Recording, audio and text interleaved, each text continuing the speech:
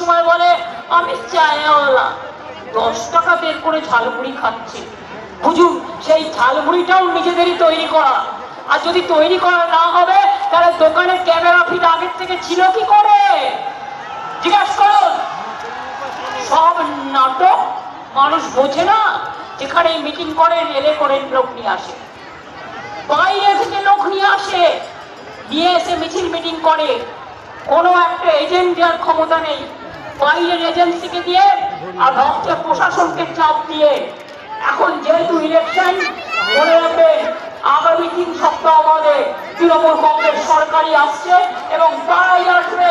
কোন রকম EVM machine যাতে লুট করতে না পারে, পোলিং স্টেশন থেকে শুরু করে একদম যারা ভোট গুনতে যাবেন, ধরুন আপনি 100 পেলেন, ওখানে কম্পিউটার তুলবে 5, দেখে নেবেন যতক্ষণ কম্পিউটারে পুরো ভোটটা না তুলবে কেউ হাল ছাড়বেন না, লড়ে যাবে।